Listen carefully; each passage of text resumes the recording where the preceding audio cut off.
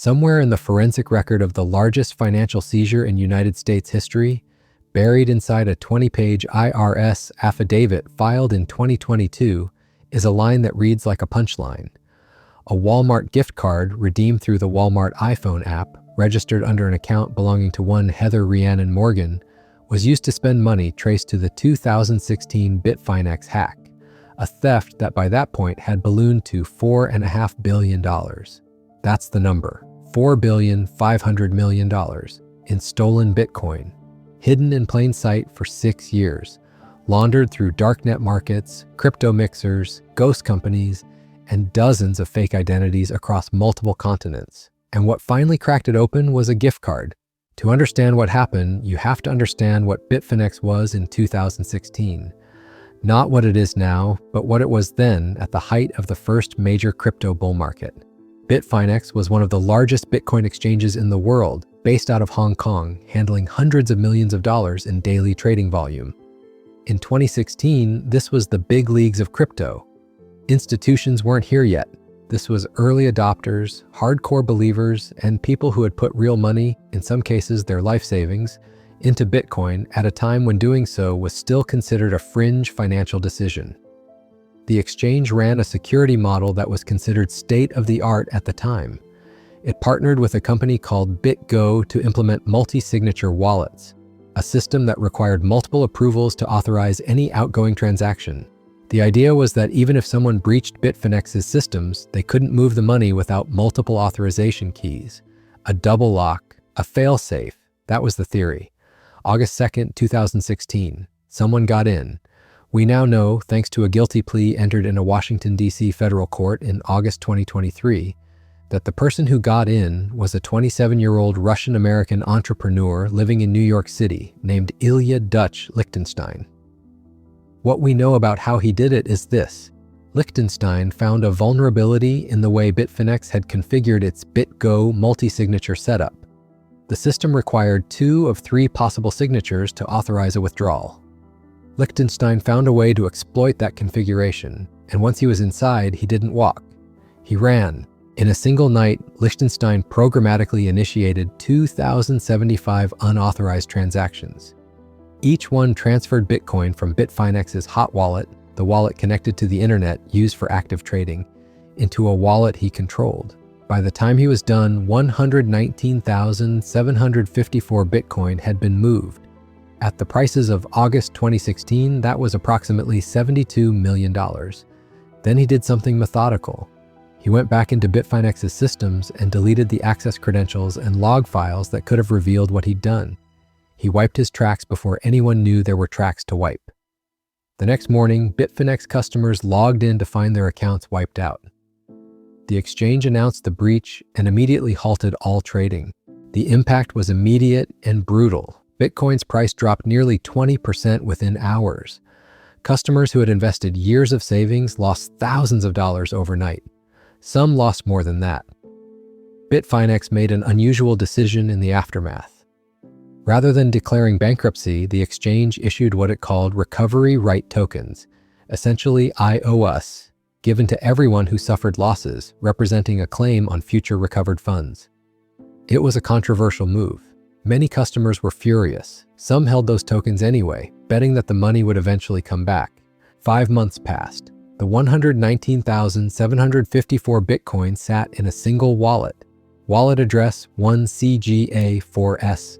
Completely untouched. Law enforcement had the wallet address. The blockchain is public. They could see the money sitting there. What they couldn't do was touch it. You can't seize a Bitcoin wallet without the private key. And the private key was in the hands of whoever took it. Then, in January 2017, the money started to move. Not all of it. Not even most of it. That's important. The hacker's first instinct was caution, moving a fraction of the funds at a time, testing the waters, seeing if anyone was watching. And someone was watching. The FBI, the IRS, Criminal Investigation Unit, and Homeland Security investigations all had eyes on the blockchain. But seeing money move and knowing where it goes, those are 2 very different problems. The laundering strategy Lichtenstein had built was genuinely sophisticated. He didn't just send the Bitcoin to an exchange and cash out. That's the kind of thing that gets you caught in a week. Instead, he built what prosecutors would later describe as a layering machine, a system designed to put so many intermediary steps between the stolen Bitcoin and the real world that tracing it back would become computationally and legally prohibitive. The first major layer was AlphaBay. At the time, AlphaBay was the largest darknet marketplace in the world, the Amazon of illegal goods. Lichtenstein used it as an unconventional mixing service. He deposited stolen Bitcoin into AlphaBay accounts he controlled, let it commingle with the marketplace's general transaction flow, and then withdrew equivalent amounts. The money going in was tainted. The money coming out was functionally clean, at least on paper. This was smart. It was also, unknowingly, his first major mistake, because in July 2017, international law enforcement, led by the FBI, shut down AlphaBay and seized its servers. And on those servers were transaction logs, detailed, time-stamped records of every deposit and withdrawal, connected to account information, IP addresses, and email contacts. The kind of evidence that turns an invisible money flow into a named suspect. That data would sit in law enforcement's possession for years before anyone connected the dots. But it was there. In the years that followed, Lichtenstein continued refining the operation. He ran funds through Bitcoin Fog, a darknet mixing service that deliberately obscured transaction trails by pooling Bitcoin from multiple sources and redistributing equivalent amounts. He converted portions of the stolen Bitcoin into Monero, a privacy coin specifically designed to make transactions untraceable. He opened accounts at cryptocurrency exchanges around the world using fictitious identities and falsified documents, moving funds through layers of accounts that existed entirely on paper. He and his wife set up a company called NPass, a legitimate-seeming software startup, and opened a U.S. bank account in its name, telling the bank that revenue would come from software-as-a-service customers. In reality, they were using that account to launder proceeds from the hack directly into the traditional financial system.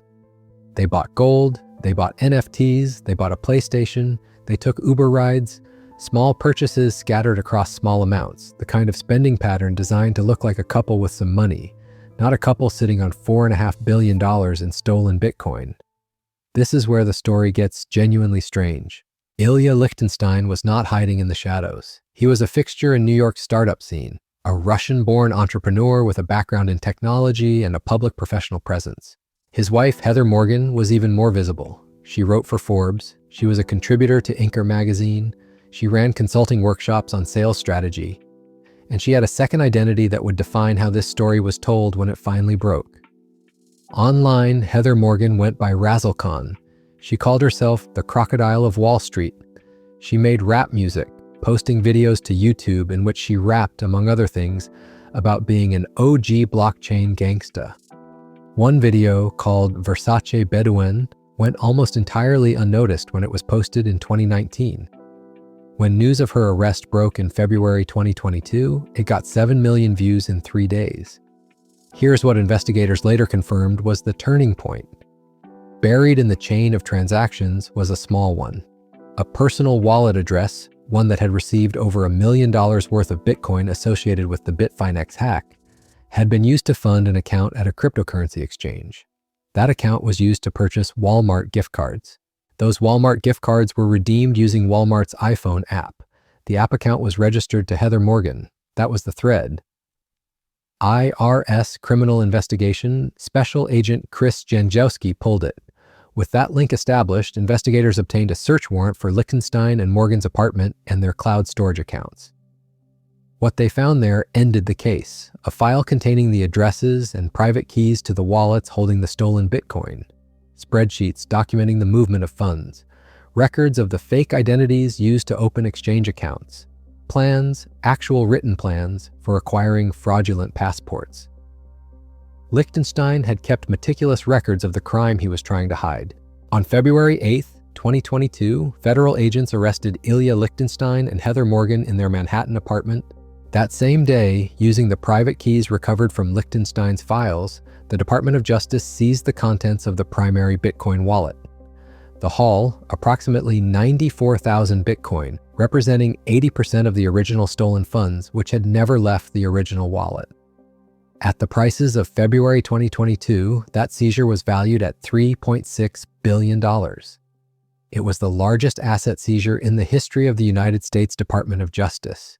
The crypto world and then the entire internet exploded, not just because of the amount, because of the people, the rapper, the Forbes columnist, the crocodile of Wall Street, the couple that had been posting publicly, LinkedIn updates, rap videos, startup conference appearances, while sitting on the biggest undisclosed fortune in crypto history.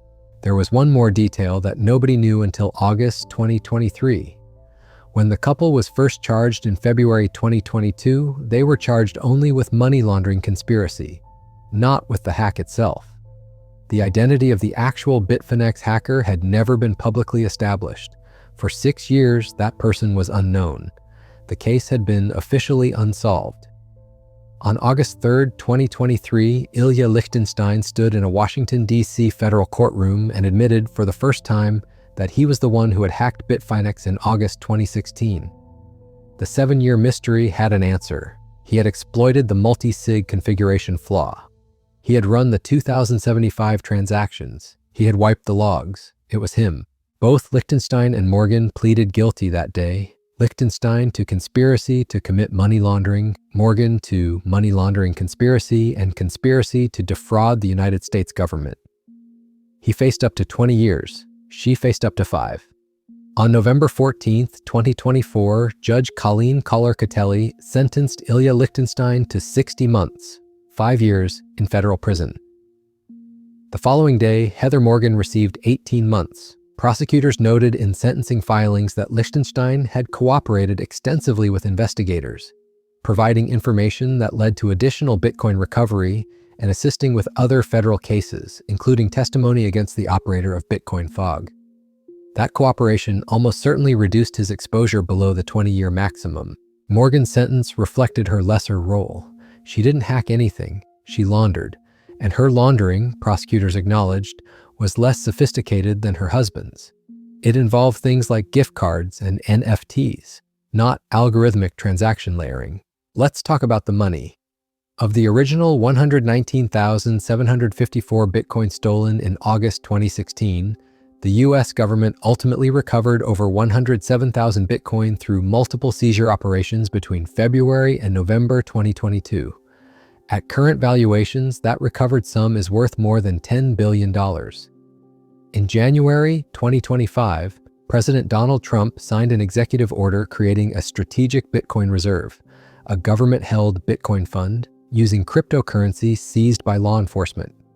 In principle, the Bitfinex Bitcoin falls within scope of that reserve.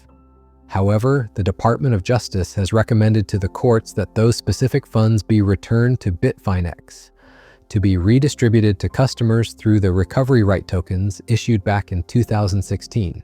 For those who held onto those tokens for 8 years, that moment may finally be coming. In January 2026, Ilya Lichtenstein was granted early release to supervised probation under provisions of the First Step Act, earning credits through vocational training programs during his incarceration. He served just over a year of his 5-year sentence. Heather Morgan has announced plans to tell her story publicly. Here is what this case actually tells us about crypto crime, and it's not what most people take away from it. The popular narrative is that Lichtenstein was undone by his wife's Walmart gift card. And yes, that's where the thread was found. But what the Bitfinex case really demonstrates is that the blockchain is not anonymous. It is pseudonymous. Every transaction is recorded. Every movement is logged. The ledger is permanent and public. The question has never been whether investigators can see the money moving. They can always see the money moving. The question is whether they can connect a wallet address to a human being. What cracked this case was a convergence of 3 things that Lichtenstein could not control. The shutdown of AlphaBay handed investigators server logs with account data that would eventually be cross-referenced with his transactions. The permanence of the blockchain meant that 6 years of careful laundering activity was available for forensic reconstruction the moment investigators had a starting point. And the private key file, the meticulous record he kept of his own crime, was sitting in cloud storage waiting to be found. He spent 6 years building a laundering machine sophisticated enough to obscure $4.5 billion. And then he kept a spreadsheet of everything. The Bitfinex hack is often framed as a story about human stupidity, the gift card, the rap videos, the LinkedIn posts. But the more accurate read is this. It's a story about the gap between what crypto thieves believe about blockchain privacy and what is actually true. The blockchain doesn't forget, it just waits. If you want to understand how the next case like this gets solved, or how the next one almost isn't, subscribe. Because this is only the beginning.